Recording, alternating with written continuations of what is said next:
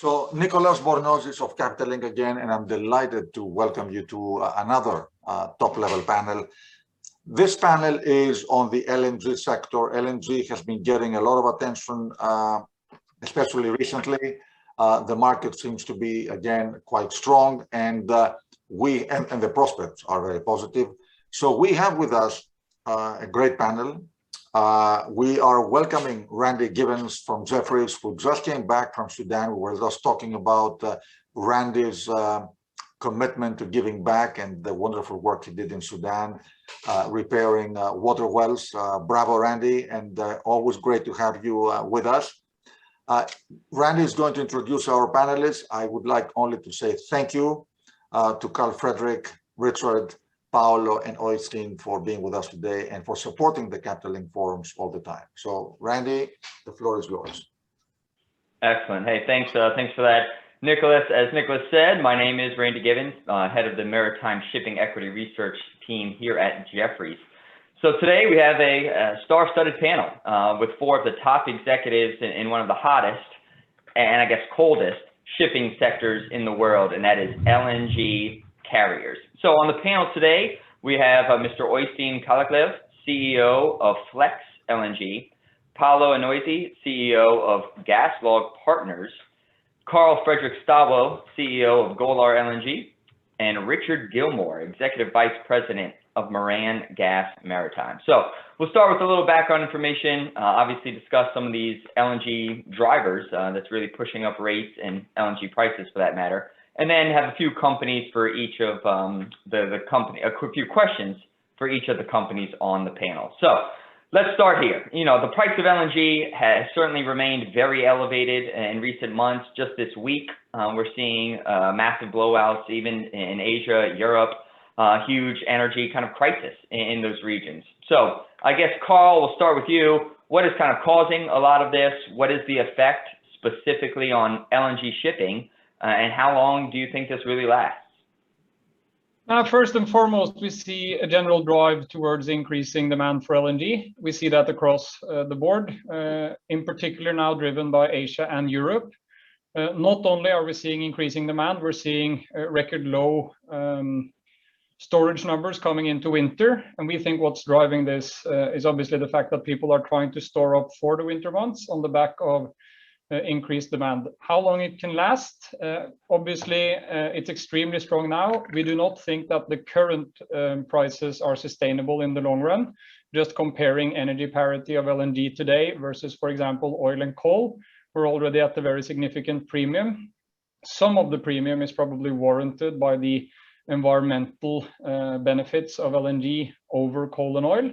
But yet we think that current prices will need to come down over time. What we are increasingly confident about is that the price for LNG the next 10 years will be significantly higher than the previous 10 years on the back of increasing demand and less liquefaction investments having been made over the course of the last 4 or 5 years.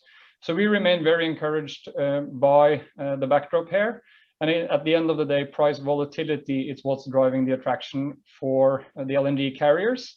And generally higher prices, it's what's driving the demand for our FLNG technology. So we like what we see. Yep, understandably so. So yeah, with that, LNG prices are around $35 per MMBTU in Asia, around $30 or so in Europe. So Paolo, have you seen some traders maybe stepping in to take advantage of that geographical pricing arbitrage, buying in Europe, selling in Asia? I know that was obviously a big driver of the rate spike back in January. Sure. Thanks, Randy. Yeah, I think, some of the dynamics are really the one that Karl mentioned before. I think we've seen in this market a little bit of everything. We still see the major arbitrage is still from the US, into the Far East, with Europe, trading and trying to, pay a difference in the arbitrage to secure some of the cargoes. We've seen, maybe not now, but back in the past 2 months, even arbitrage between different countries in Europe and actually cargo being loaded and discharged even at the same terminal, which is something that we really haven't seen before. And we've seen, as you mentioned, some relatively little arbitrage from moving from Europe into Asia.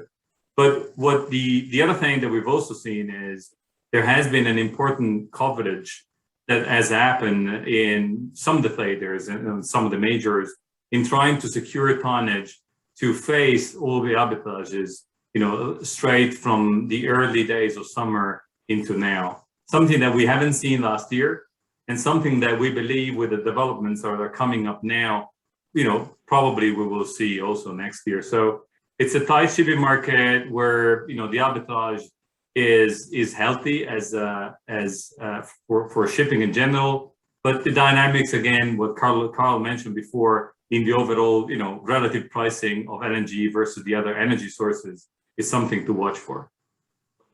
Got it. Okay. And then with that, speaking of LNG inventories, that has certainly been seasonally low, and that's throughout Asia, throughout Europe. Is that still the case now? And if so, how quickly can these inventories be restocked?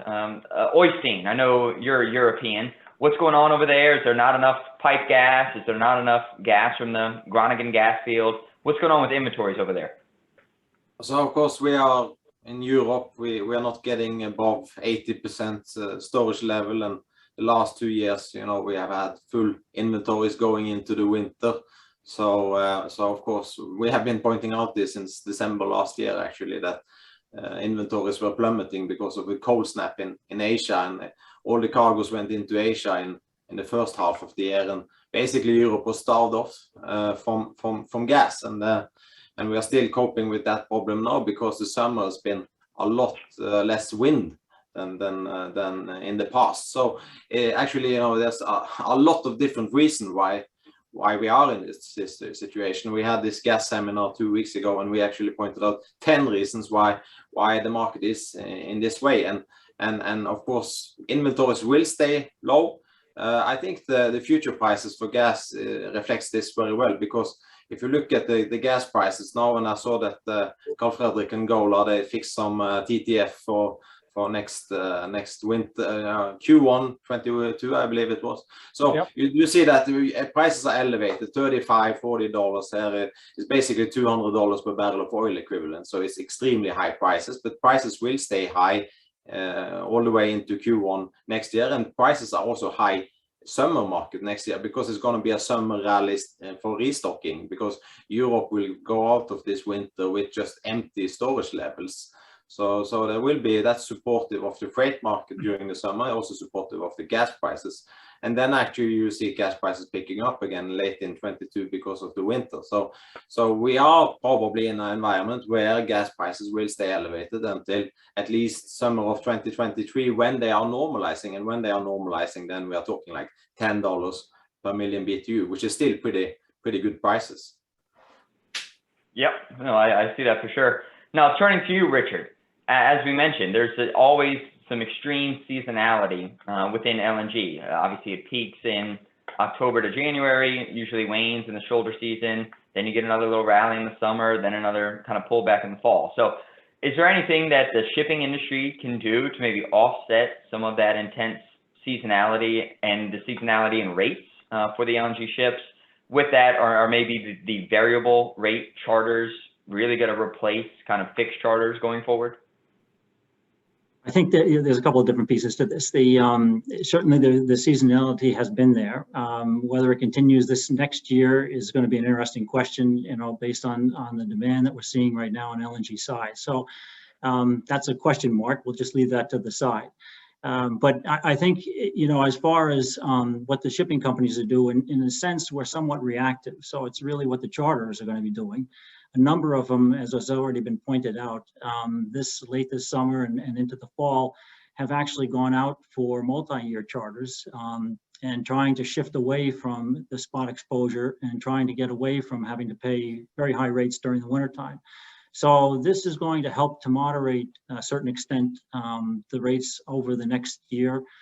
There will be vessels coming open. Some of the TFDE vessels that have been chartered out will be coming back in 2022. So there will be vessels available, and there will be some drop in rates probably with the seasonal. But I think it's going to be actually a pretty firm year going forward. And based on the fact that LNG is in demand, and so it'll support the rates that will be there to carry the cargoes. Okay, that's fair. So yeah, so we looked at the next few months and even the next year maybe, but let's look at the next few years, right? As the industry prepares for IMO 2030, LNG as a transition fuel is certainly winning out, right? You've seen many dual fuel container ships, tankers, dry bulk vessels being ordered. So back to you, Karl. How will this kind of increased demand for LNG as a bunker fuel impact global LNG demand and specifically the LNG shipping business? Yeah. Okay, so that's a lot of questions into one, but a lot of people talk about LNG as a transition fuel and think about 2030 as sort of between now and 2030. We think it's significantly longer than that. First and foremost, all of the ships that you referred to has a design life of 25 to 30 years, but I think we need to look at sort of the overall energy mix in the world today to understand LNG's role. So today, the world consumes around 260 million barrels of oil equivalent in energy demand. 60% of that is today serviced by oil and coal. If you take the likes of BP, they believe that world energy demand will increase by 8%, so from 260 to 280 million barrels of oil equivalent. In the same time period, they're optimistically believing that oil and coal will be reduced from 60 to 49% of the energy mix. So what's going to offset that? Well, of course, it's renewables with the spurge of investments going into that field. But at the end of the day, as we've tried to touch upon, and as Oyestein mentioned as well, renewables are dependent on there actually being wind, actually being sun or rain for hydro. What you need is a base load backup capacity. Batteries are not a sufficient solution. They're not efficient enough today. So the most efficient backstop you can have for base load demand is LNG fueled or gas-fired power plants. That's because they are the most flexible in turning on and off. They are out of the alternatives, the by a mile most environmental efficient, and gas is still an abundant resource. So we believe that LNG will play an increasingly important role together with renewables in a drive towards a lower carbon future. We do not think that that is between sort of an intermediate between now and 2030. We think it has significantly longer legs to it than that. And the spurge in LNG focused investments from shipping, but also from shore-based infrastructure further supports that view. So what does that equate to in shipping? Well, just LNG demand in itself should grow from a market of around 360 million tons today to around 550 million tons just by 2030. That's more than a 50% increase. And if you know that 1 million ton is the equivalent of vessel demand between 1.7 and 2 ships, dependent on whether you ship the cargoes to Europe or majority Asia, we see a significant increase in LNG vessel demand going forward. The current order book is not sufficient to meet that expected increase. And on top of that, we have the EEXI regulation affecting steam carriers, which further hampers the supply side. So we remain optimistic in the short term due to the price arbitrages between the geographies, and the medium to long term just on the back of the supply demand here and also the new regulations coming into effect, effective supply by the steamers. So we like what we see across the segment. On top of that, it's essentially 3 shipyards in the world that build these carriers. They're all in Korea and they're all busy building container ships. So we like how this is shaping up, and therefore we expect the shipping market and especially the LNG shipping market to benefit from this going forward. All right, well, let's stay on that kind of the ordering side. New building orders peaked a few years ago with the order book of 40%, right? Now this has fallen in recent years, but then it's grown back to around 25% currently. So Paolo, to you, how much of an impact will these ships be to maybe the expected earnings for vessels currently on the water in the coming years? And then will the expected incremental liquefaction facilities under construction be enough to offset the large number of new buildings? Sure. Well, as you mentioned, there has been some kind of seasonality in the way the new buildings orders have been placed. If you look back in the past 10 years, the average number of LNG carriers built every year was about 35. And there's about consensus, as Karl also mentioned, that, there's really 3 yards there, plus Udoms and Y, And you're talking about, between 60 and 70 vessels maximum per year that can be built. So the dynamics on the supply and demand is, one, you have a relatively constrained capacity being built, which is now hacked away by the container vessels. Two, the fact that there is a relative uncertainty on regulations coming forward. So although you see ordering coming back, you also see dynamics like new building prices have increased significantly just in the past 6 months. There's uncertainty on what is the vessel fit for the future. And then you have, the competition from other sectors all in the same yard, which somehow is going to tame down the overall development in the next few years. If you combine that with one, the combined growth that on the liquefaction that, on the 10 years is, correctly mentioned as 250, really you take half of this, which is 125 million tons, up to 2026. It's more than enough to justify the employment of whatever comes out from the supply side.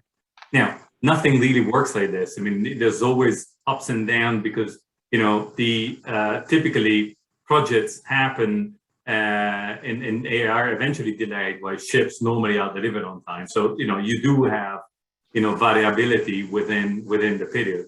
But I think if you take the medium to longer term, it's still a tight shipping market, even if you take into account the new building deliveries and the market dynamics.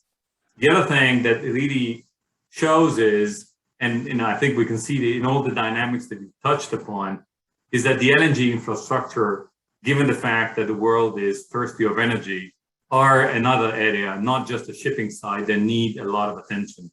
And there's a dilemma in is really LNG the fuel of the future? How is this perceived, and how the other infrastructure are being built and financed to support the whole machine? That could be a constraint, in addition to the new building supply that can and might be, affect the overall market dynamics. Sure. And then with that, how many of you are participating in the Qatar gas tender for LNG carriers? Well, I'll raise my hand. We are, but I would suspect. All right. Yeah. We're not. Most are. So that seems, Paolo, GasLog? Yeah, I now, not GasLog partners that actually, I talk on behalf of my parent company. So, yes. Okay. Well, Oyestein, I didn't get your response there. No, I didn't. All right, so I guess, Richard, I'll ask you this then. It seems to be somewhat maybe of an industry problem that when a large LNG supplier wants to increase capacity, they just require new buildings to be built and delivered, right? Are there not enough secondhand LNG carriers to satisfy some of this demand, or does the Qatar expansion require a certain type and size of vessel? I think what you're seeing today, and you'll see it in this tender, and I think in other tenders too, they'll be looking for new vessels and primarily to be on the cutting edge of the technology curve. The vessels will have to meet tightening environmental regulations, and so I think the future for most of these projects, since they want to be there for 10 or 15 years, is going to be looking to new vessels rather than take existing vessels for that kind of a period. These projects are going to be bringing on significant volumes, and I think the existing fleet is facing a challenge, and certainly the steamships have been mentioned a couple of times now, and what will be their trading ability over the next 10 years. And the emissions regulations are getting tighter. It will lean into that fleet, and probably over time, a number of vessels will have to retire out of that fleet. So it's a combination of, for these new projects, is a combination of what they see as far as what they're going to be producing, but also what they may be looking at as far as a gradual reduction in what are the existing vessels available to trade in the future regulations that we will see, environmental regulations. Okay. And then Oyestein, maybe piggyback on that, how will the pending EEDI, EEXI, CII, whatever else, regulations impact the LNG carrier fleet? Obviously the other segments primarily use fuel oil as bunker fuel. LNG carriers utilize the boil-off gas for the most part. So will the LNG carrier fleet be forced to either slow steam after 2023 or forced to scrap kind of the older, smaller steamships? What are your thoughts on that? Yeah, so of course we get the EEXI in 2023. So the ambition here is to reduce the CO2 emissions by, or carbon intensity by 40% 2030. And baseline here is 2008. So that's just steamships. So basically steamships are representing the baseline. And of course, reducing CO2 emissions on steamships by 40% is more or less impractical and impossible, because of course you can slow down the speed. Service speed is 19.5 knots, but these steamships, they are not very efficient, and every time you increase the speed, you are increasing the consumption more. So of course these ships are not running at 19.5 knots. As normal. So usually these ships are going much slower than that. So slowing down is not really, they can't really slow down a lot more.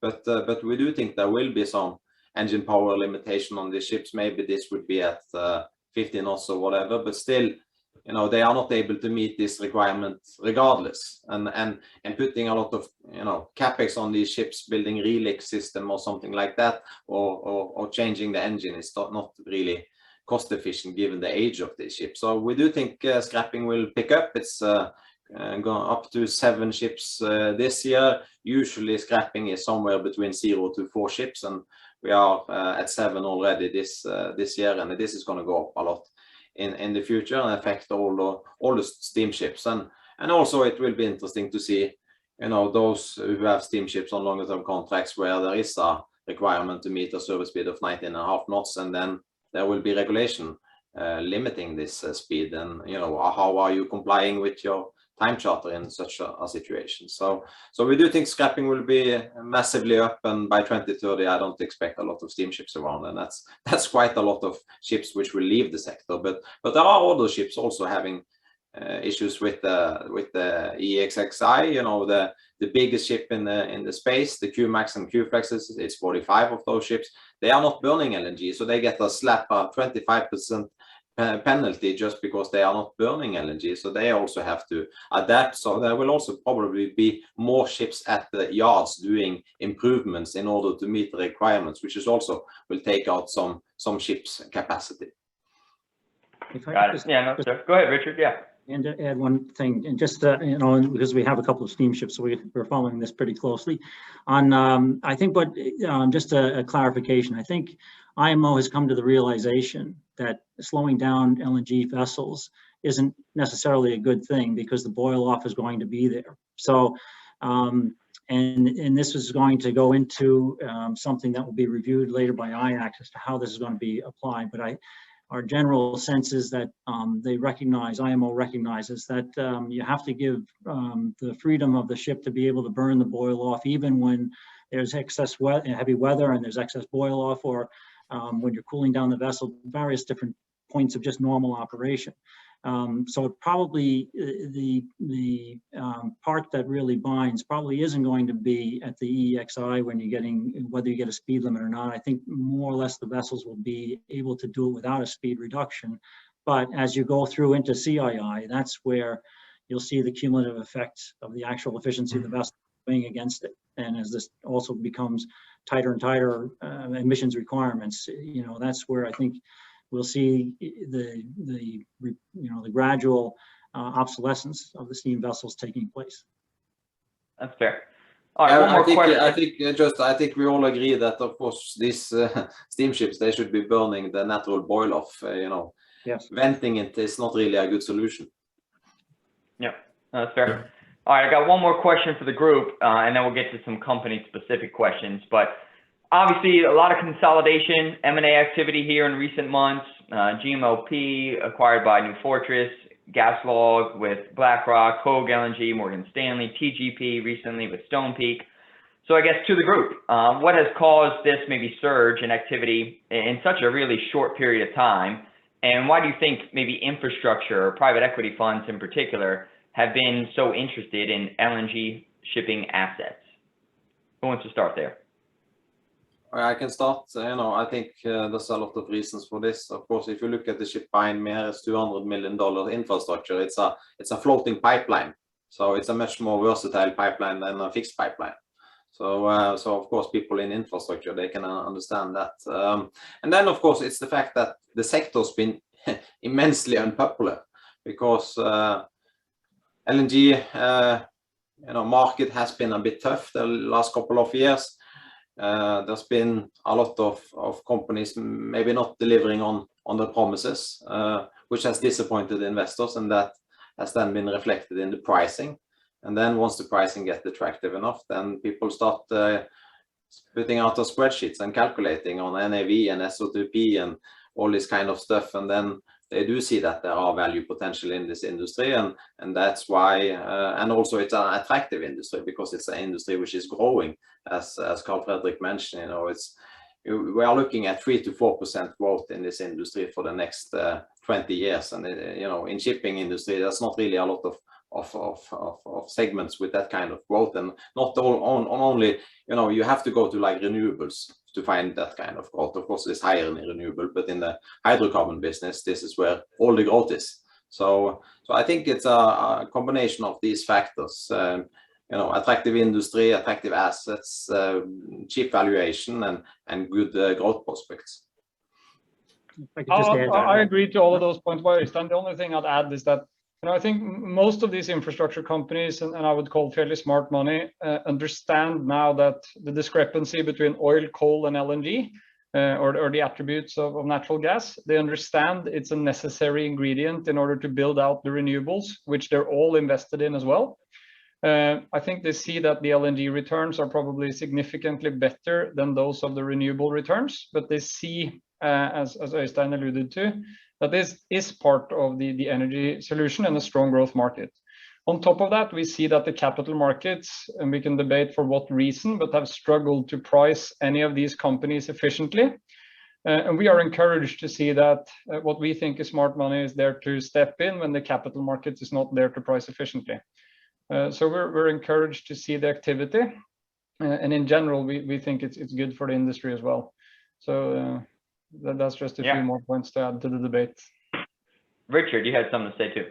Yes, I think, and some of the points have been touched on, but I think this is smart money, and I think that what they are seeing, and the LNG in the industry, in the press, has been getting sort of knocked around a bit. There's been this feeling that it is not as environmental as it could be because there's fugitive methane along the chain and so forth, which is difficult because it's a severe greenhouse gas. But I think what the smarter folks are looking at, they're seeing that the technology already exists to reduce or even eliminate this fugitive methane. Immediately, LNG is available, the infrastructure is there. It offers immediate savings and reductions in emissions for diesel technology, 20 to 25%, for steam coal-fired power plants, 50%. So there's room for LNG to step in, and it's also, as was mentioned earlier, it's a flexible fuel. It can react quickly to changes that are going on as we move toward renewables and we have wind and sun. The LNG power plants can quickly ramp up, ramp down. And I think maybe what they're realizing is that LNG actually is a partner toward this whole transition to renewables, and it's a complement. It's not a competitor. And I think that thinking has now gotten into their minds. Hopefully, it'll be more widely understood in the general population and around other areas. But I think that's part of what's really driving it. They see it as not just a short-term transition, but a long-term transition fuel. Got it. No, that's fair. All right, I want to spend about 3 to 4 minutes on each of you and each of your companies, and then we'll kind of go down the list here. So I guess starting with Golar, Karl. Yesterday, Golar announced the 1-year time charter for your last remaining spot exposed, I guess, LNG carrier. Does this help or maybe hurt your chances of spinning off the LNG carrier business? And any updated timeline for completing this spin? Yeah, no, you're right. So we fixed one of our ships on a 1-year time charter. That was the only ship we had available in the spot market for Q4 of this year. We have an increasing spot exposure as we build through next year, with around 60% of the fleet available in the spot market for Q4 22. So we still have market exposure, but not for the fourth quarter.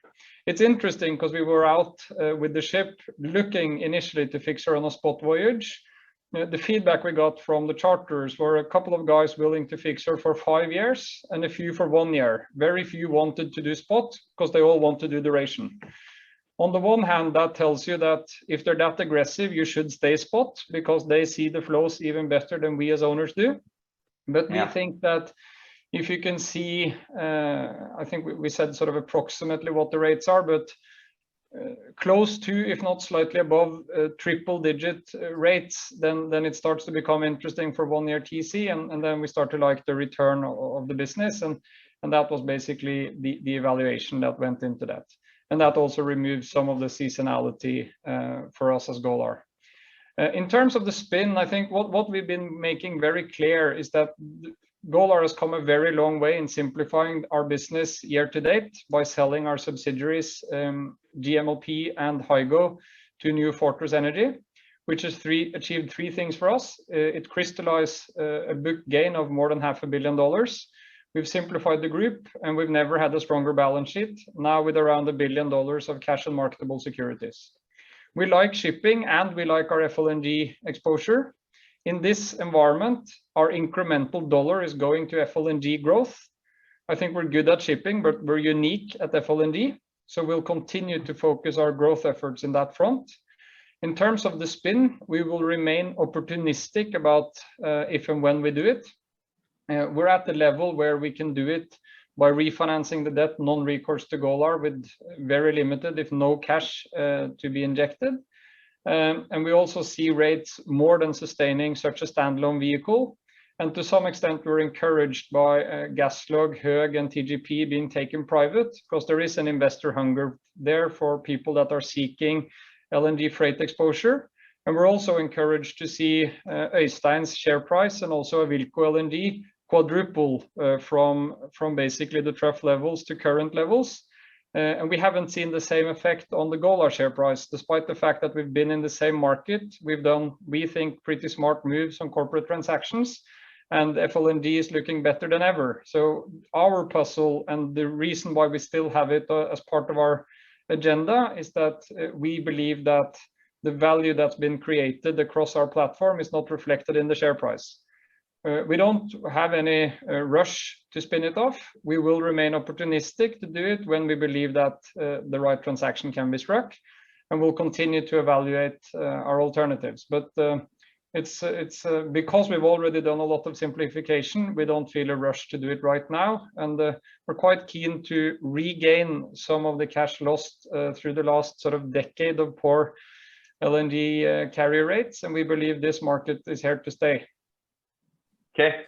He can get 1 minute from me because he has such a complicated business strategy and company to run, so I can manage with 2 minutes. Got it. All right, perfect. Yeah, Karl maybe borrowed some of your time there. I have 2 questions for all of you. So second question to Karl, a little quicker answer, which I appreciated the length of the first one. With the recent debt refinancing, you also mentioned some upside from Hilli Train 3 for at least the first quarter by hedging the TTF. What do you do with that excess cash? I think you maybe just answered it, saying you're going to really focus on FLNG opportunities. But secondly, is there an opportunity to maybe speed the ramp of Train 3 in the first quarter in order to take advantage of the elevated LNG prices? So yeah, we just hedged part of Q1 TTF exposure at $28, locking in $21.1 million in net income to Golar for that quarter alone. Perenco has an option to declare 0.4 million tons of increased production, or 16% production increase from 23 to 26. And with this gas price, we think that's increasingly likely. They are drilling 4 wells to prove up more gas. So we are very optimistic about the likelihood of that being declared. So yes, there is a chance it could ramp up quicker. The other part of your question about the financing, we just secured $682 million in new financing facilities That will mainly be used to tackle the upcoming convertible bond in February and for FLNG growth. Yep, good answer. All right, thank you. Paolo, for GasLog Partners, I guess, can you comment a little bit on the demand for steam vessels today compared to newer technologies, and then maybe going forward? Earlier in the panel, we talked a lot about kind of maybe the viability of steamships in the new regulatory environment. Are all of them going to get converted to FSUs as a result of those regulations, or will there be a place for them in the shipping market? Sure. Some telegraphic answers. So as Oyestein mentioned, there's about 38% of the existing tonnage is steam vessels, and if you just do the math, it will really be impossible for the whole transition to take away the steam vessels. So one is matter of feasibility. Two is matter there is actually quite difference between the first generation steams and last generation steams, and that is also reflected in the market now.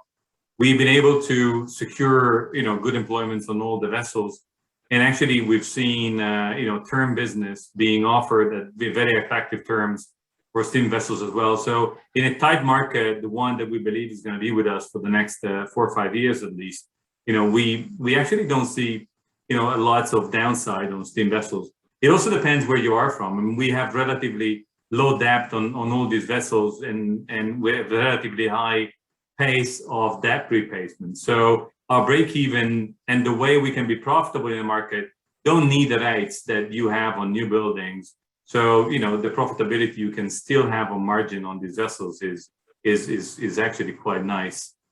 With regards of the regulations Oyestein mentioned, it is there not much on the EXI but more on the CII, like Richard mentions, and until now the rules are still not prescriptive.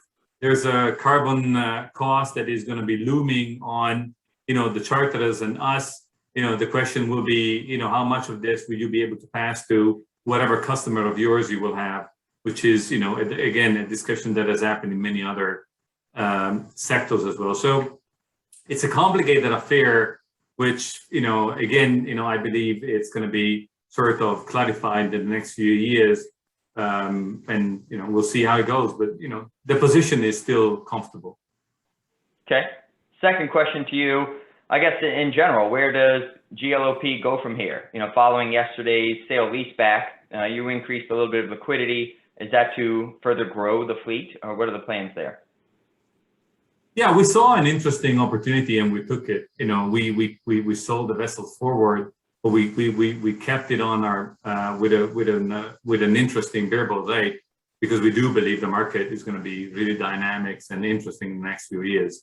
And we have extra liquidity, which we have kept using to let's say lower our break evens, and that still remains our number one priority.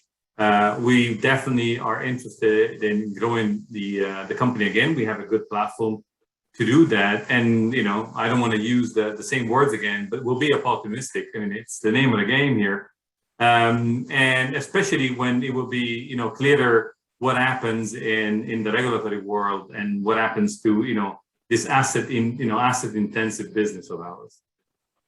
Got it. Thank you for that.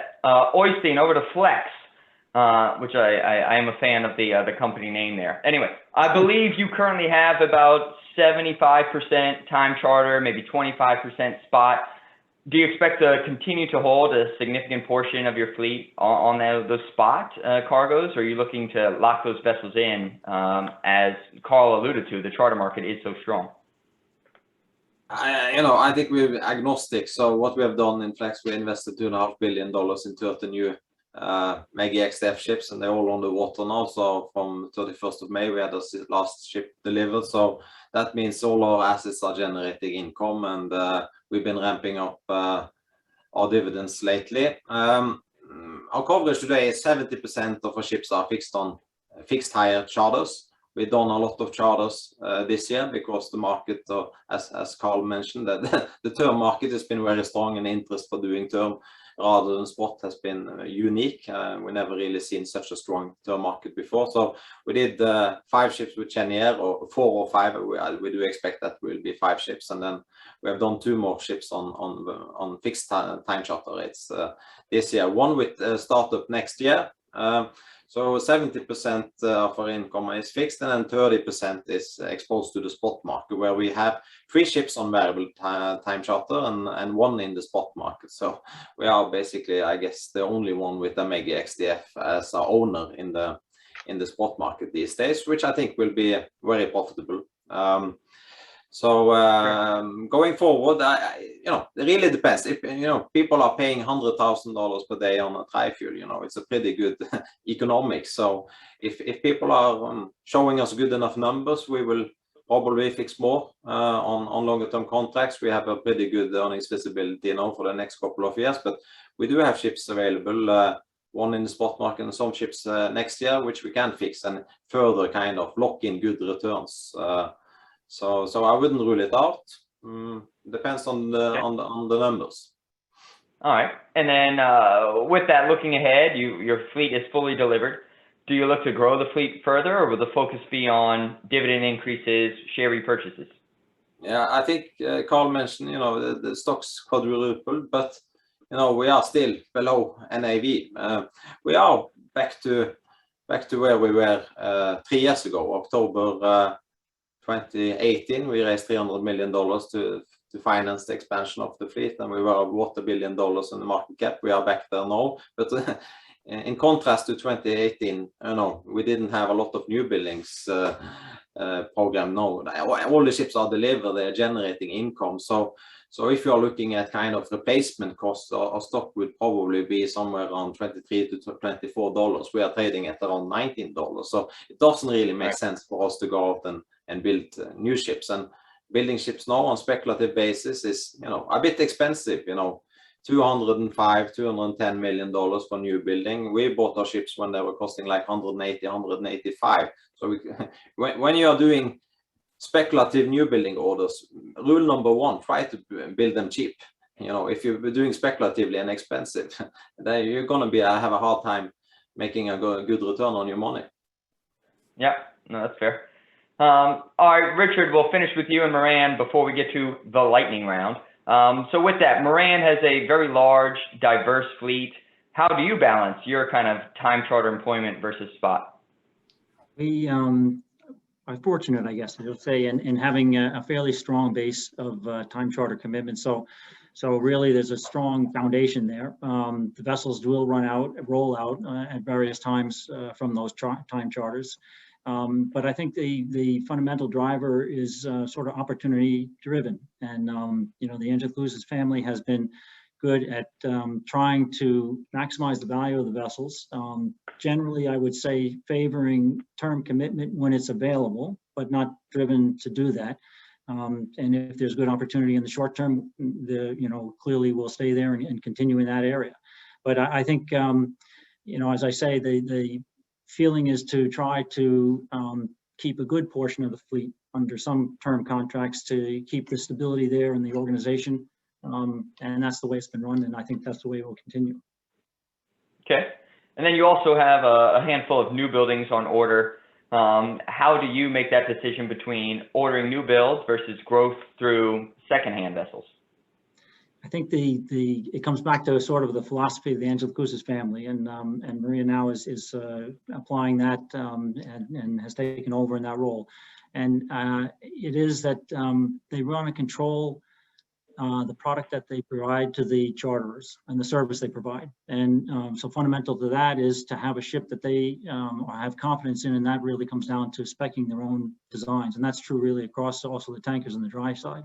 So the interest is to order the ships that we like with our specs to go forward, even on a speculative basis, and offer those into the market rather than to buy secondhand. There have been a few secondhand purchases, one on the LNG side, but that was before delivery of a vessel, and so that not exactly secondhand. And a few, and really just a handful on either the dry or the tanker side. And it comes back to this fundamental philosophy. They want to control the product that they offer to and the service they offer to the charterers, and that starts with having a fundamentally good vessel. Got it. No, that's fair.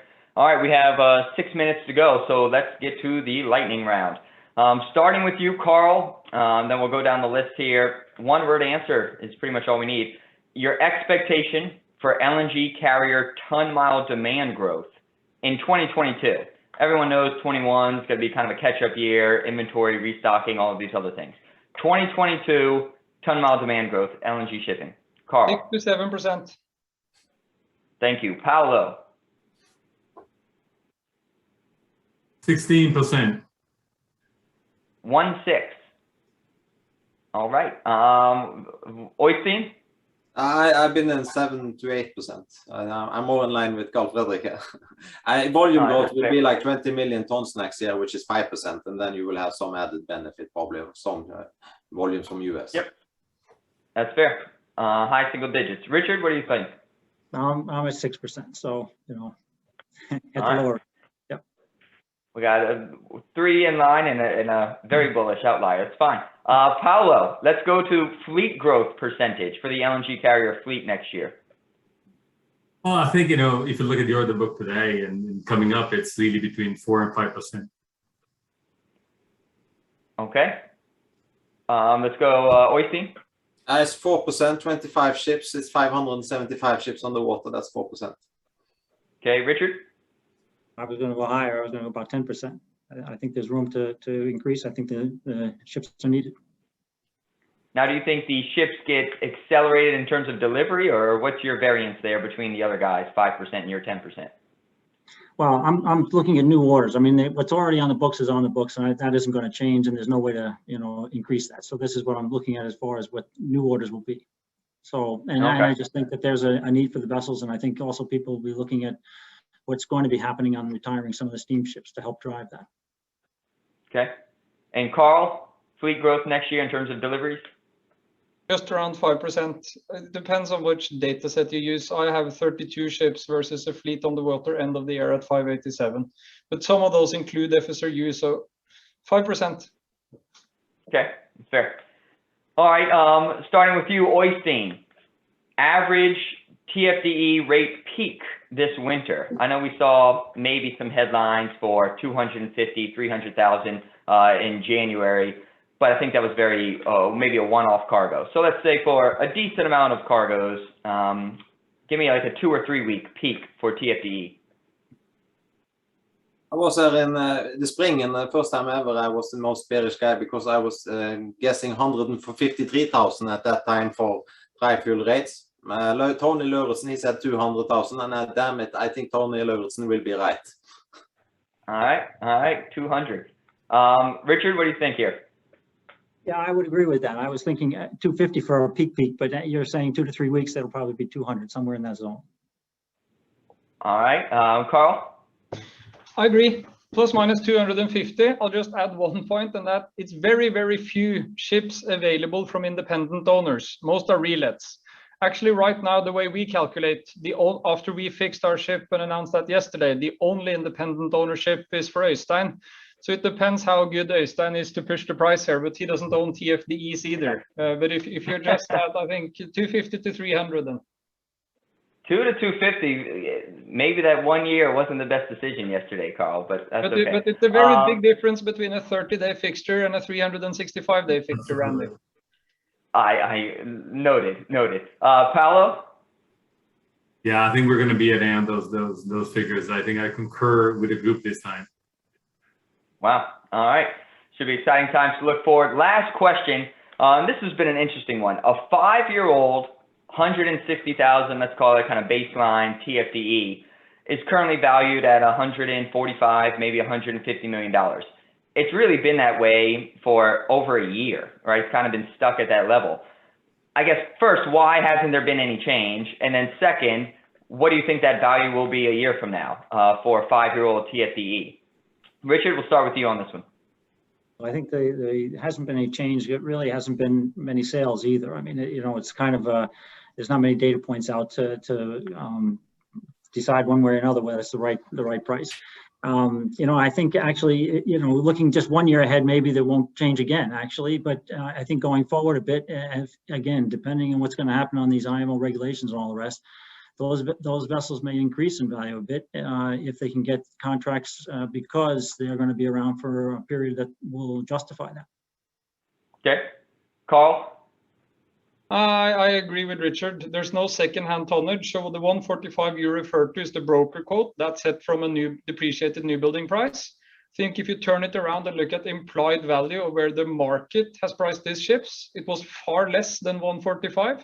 As I said, Flex and Avilco has now quadrupled in price. And now 145 is also where the capital markets say. They're actually saying a bit higher, 150. So I would strongly argue that it has changed.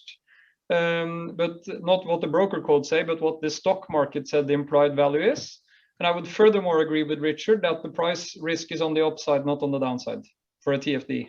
The opposite for steamers. There, I think it's downside risk. For TFD and Megis, I think it's upside risk. Okay, Paolo, and then Oyestein. Last words here. Yeah, I agree. The TFDs are actually quite flexible vessels. If you look at the technology that will be available, many of which is actually relatively pluggable into these vessels. And it's industrial shipping here. So you're looking at, the lifetime value of the vessels and what you can actually earn in a relatively long period of time. So I believe that figure is a solid one. And, as I said, it really is up to the ability that you have in operating that vessel. So yeah, that figure. Okay, Oyestein, last answer. TFD prices so 145. I agree with everything Karl Fredrik says. Broker quotes have been lazy because there was actually 4 ships being sold last year. It was these Cardiff ships.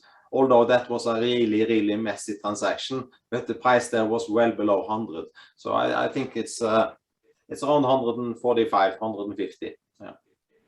Yeah, it's very opaque market, especially compared to dry bulk tankers, even container ships now with very liquid S&P activity. But thank you all again for all the insight there. Last year was certainly a exciting winter for LNG shipping. This year's shaping up to be even more exciting. So we will be watching your names closely. Thank you again. Thank you, Nicholas. Sorry for taking an extra 2 minutes there. No worries, and thank you very much to everybody. It's been such a dynamic discussion. Thank you really very much. Thank you. Okay, Thank you. Thank you.